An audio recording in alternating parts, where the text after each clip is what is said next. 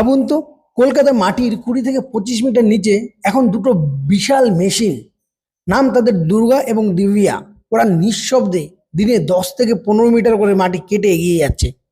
আর এই টানেল তৈরি হলেই জোকা থেকে একেবারে এসপ্ল্যানেড মাত্র 20 মিনিটে পৌঁছে যাওয়া যাবে। কিন্তু প্রশ্ন হলো, এই টানেল এখন কতটা তৈরি, ভিক্টোরিয়া পর্যন্ত কি পৌঁছেছে? আজ আমি আপনাকে দেখাবো একদম লেটেস্ট জুন 2026 আপডেট, মোমিনপুর থেকে এসপ্ল্যানেডের পুরো মেট্রো প্রজেক্টের ভিতরে সত্যি। আমি প্রশান্ত, আপনারা দেখছেন টুইন্স ব্রো ব্লগ। যারা আমার চ্যানেলে নতুন, প্লিজ চ্যানেলটিকে সাবস্ক্রাইব করবেন এবং পাশে থাকবেন। তো চলুন শুরু করা যাক। তো প্রথমে আমি এই মেট্রোর রুট দিয়ে শুরু করব, মানে রুট ম্যাপ। আপনাদেরকে মেট্রোর আপডেট জানতে গেলে আগে আপনাদের রুটটা বুঝতে হবে। আপনারা যদি রুটটা বুঝে যান, তাহলে মেট্রোর 70% আপডেট আপনারা নিজেরাই জেনে যাবেন। তো চলুন শুরু করা যাক। তো এই মেট্রো যেটা পার্পেল লাইন, সেটা জোকা থেকে মাঝেরহাট পর্যন্ত কিন্তু মেট্রো অলরেডি চালু। তারপরে শুরু হচ্ছে আসল গেম।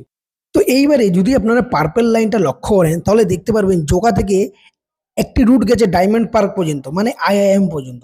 এটা কিন্তু এখনো কনস্ট্রাকশন ফেজে চলছে, এটাও কিন্তু এখনো অপারেশনাল না। এইবার কোথা থেকে কোথা পর্যন্ত অপারেশনাল? জোকা থেকে মাঝেরহাট পর্যন্ত।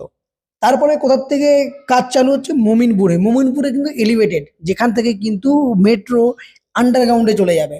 Mominpur, Khidirpur, Victoria, park street, Esplanade, এখান থেকে কিন্তু মেট্রো আর মাটির উপরে থাকবে না, পুরো আন্ডারগ্রাউন্ড। এই কমপ্লিট স্ট্রেচ প্রায় 5 কিলোমিটারের। আর এটাই কলকাতার মেট্রোর সবচেয়ে চ্যালেঞ্জিং ইঞ্জিনিয়ারিং পার্ট। এবার আসি মোমিনপুর স্ট্যাটাস। মোমিনপুরে আসলে কি কাজ হয়েছে?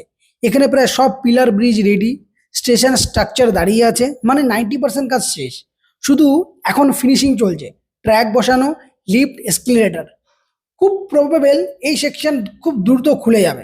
তো মোমিনপুরের পরেই একটা ইন্টারেস্টিং জিনিস হয়, মেট্রো হঠাৎ নিচে নেমে যায়, মানে এলিভেটেড হয়ে এটি টানেলের দিকে ঢুকে যায়। এটাকে বলা হয় র্যাম্প। তো এই জায়গা থেকে ট্রেন ঢুকে যাবে টানেলের মধ্যে। তারপর আসবে খিদিরপুর স্টেশন। এখানে ডিপ এক্সকাভেশনের এছাড়াও বিশাল কংক্রিট বক্স তৈরি হচ্ছে, কিন্তু সমস্যা হচ্ছে জায়গাটা খুব কনজেস্টেড, ট্রাফিক, বিল্ডিং, তাই কাজ স্লো। আমি যদি এখানে কাজের স্ট্যাটাস ধরি, তাহলে 30 to 40% কাজ এই মোমিনপুর থেকে যে টানেলের কাজটা সেটা কমপ্লিট হয়েছে। এইবার আসি মেন ইম্পর্টেন্ট পার্ট, যেটা হল টিবিএম ইঞ্জিনিয়ারিং। আমরা সকলেই কম বেশি জানি টিবিএম মানে টানেল বোরিং মেশিন, যেটি মাটিকে গোল করে টানেলের মতন কেটে কেটে কেটে কেটে রাস্তা বানায় বা টানেল বানায়। খিদিরপুর থেকে ভিক্টোরিয়া মেমোরিয়াল পর্যন্ত টোটাল দুটো টিবিএম এর সাহায্যে কাজ চালানো হচ্ছে। এখানে টুইন টিবিএম ইউজ করা হয়েছে দুটো টানেলের জন্য। একটা টিবিএম এর নাম দুর্গা, আর একটা টিবিএম এর নাম দিব্যা। এগুলো সাইজ কেমন জানেন? একটা একটা 5-6 তলা বাড়ির মতন। এবার টানেল কিভাবে মানে? স্টেপ 1, সামনে একটা রোটিং কাটার থাকে, এটা মাটি কাটে। স্টেপ 2, মাটি পিছনে কনভেয়ার দিয়ে বের করা হয়। স্টেপ 3, সাথে সাথে কংক্রিট সিগমেন্ট বসানো হয়, মানে টানেল সাথে সাথে তৈরি হয়ে যায়। স্পিড দিনে 10 থেকে 15 মিটার। টার্গেট কি দেওয়া হয়েছে? খিদিরপুর থেকে ভিক্টোরিয়া পর্যন্ত মিনিমাম 1.7 কিলোমিটার আন্ডারগ্রাউন্ড টানেল কিন্তু এই দিব্যান দুর্গা বানানো হচ্ছে।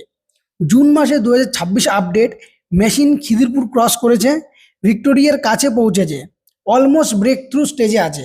কিন্তু শুধু হোল করলেই মেট্রো রেডি হয় না, এখনও বাকি ট্রাক বসানো, ইলেকট্রিসিটি, সেফটি সিস্টেম, এই কাজগুলো আসল টাইম নেয়।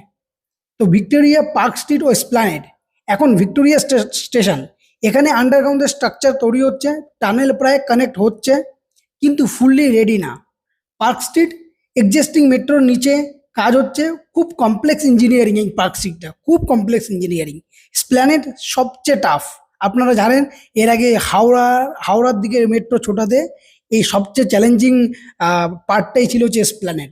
ব্লু লাইন প্লাস গ্রিন লাইনের ইন্টারচেঞ্জ, মাল্টিপল লেয়ার আন্ডারগ্রাউন্ড, এখানে এখনো মেজর এক্সকাভেশনের কাজ চলছে, তাই পুরো প্রজেক্ট ডিলে হচ্ছে। এইবার এই ফুললি স্ট্রেচের আমরা রিয়েলিটি চেক করবো এক এক করে। চলুন জেনে নিই কোথায় কি কাজ হয়েছে। প্রথমে আসি মোমিনপুরে, প্রায় রেডি। খিদিরপুরে হাফ ডান, টানেল অ্যাডভান্স স্টেজে আছে। ভিক্টোরিয়াতে কাজ চলছে। এসপ্ল্যানেডে এখনো প্রথম ফেজের কাজ শুরু হয়েছে মাত্র। পুরো লাইন মানে পুরো লেন্থেই 26 কিলোমিটার।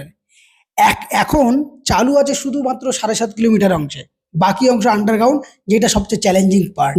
দুর্গা ও দিব্যা এই দুটো টিবিএম দিয়ে কিন্তু এই টানেলের কাজ শুরু হয়েছে, এবং এটি 2025 সালে শেষের দিকে চালু হয়েছে অক্টোবর নভেম্বরের দিকে, টার্গেট ভিক্টোরিয়া পর্যন্ত 2026-এর মধ্যে পৌঁছানো।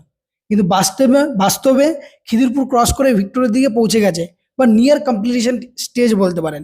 আর এই যে খিদিরপুর থেকে ভিক্টোরিয়া পর্যন্ত, এটা কিন্তু পুরোটাই সিটি এরিয়া, যার নিচ থেকে কিন্তু নিঃশব্দে এরা দুজন নিজেদের কাজ করে চলেছে। তো এক লাইনে আমরা বুঝি যে এখানে ঠিক কি কি কাজ হচ্ছে। জোকা থেকে ভিক্টোরিয়া মোট 10টি স্টেশন, এখন চালু 7টা, বাকি ভিক্টোরিয়া সহ কাজ চলছে, মানে টানেল আন্ডারগ্রাউন্ডের কাজ চলছে। দিব্যা এবং দুর্গা এরা দুজনে কিন্তু টানেলের কাজটা সম্পূর্ণ করছে এবং ভিক্টোরিয়া পর্যন্ত কিন্তু পৌঁছে যাচ্ছে। তো এখন প্রশ্নটা হলো, বর্তমানে এই দুটো টিভিএম কোথায়? তো এটা জানার আগে আমরা জেনে নিই এটা লঞ্চিং পয়েন্টটা কোথায় ছিল। এটা লঞ্চিং পয়েন্টে এক্সাক্ট ছিল সিএমআরআই হসপিটালের কাছে, যেখানে আলিপুর ও খিদিরপুর জোন, সেখানে একটি লঞ্চিং ছিল, মানে একটি গর্ত বানানো হয়েছে এবং এই গর্তটির ডেপথ 17 মিটার এবং লেন্থ 37 মিটার। দুর্গা এবং দিব্যা দুটোই এখান থেকে মাটির নিচে নামানো হয়েছে। দুর্গা টিভিএম তার কাজ স্টার্ট করেছে জুলাই 2025 থেকে, same location Khidirpur to Victoria. আর কারেন্ট স্ট্যাটাস প্রায় ভিক্টোরিয়ার কাছে পৌঁছে গেছে। দিব্যা স্টার্ট করেছে অক্টোবরে 2025 থেকে, সেম রুট ফলো করছে, স্ট্যাটাস দুর্গার পিছনে একই টানেল প্যারালাল ভাবে তৈরি করছে। তো ফাইনাল স্ট্যাটাস কি দাঁড়ালো? ফাইনাল স্ট্যাটাস এই দাঁড়ালো, দিব্যা অ্যান্ড দুর্গা এখন তারা খিদিরপুর ক্রস করে গিয়ে ভিক্টোরিয়া মেমোরিয়ালের ঠিক নিচে কাজ চালিয়ে যাচ্ছে। তো গাইস, কলকাতা মেট্রোর এই আন্ডারগ্রাউন্ড প্রজেক্ট আসলে একদম নেক্সট লেভেল ইঞ্জিনিয়ারিং। আর দুর্গা অ্যান্ড দিব্যা এদের দুজনের টানেলের কাজ কমপ্লিট হলেই কলকাতার ট্রান্সপোর্ট একদম বদলে যাবে। আপনি কি ভাবছেন, 2027-এ খুলবে না 2028-এ? কমেন্টে লিখে জানাবেন। আর এরকম রিয়েল মেট্রো আপডেট পেতে আমার চ্যানেলটাকে প্লিজ সাবস্ক্রাইব করতে একদম ভুলবেন না। দেখা হবে নেক্সট আরেকটি ভিডিওতে।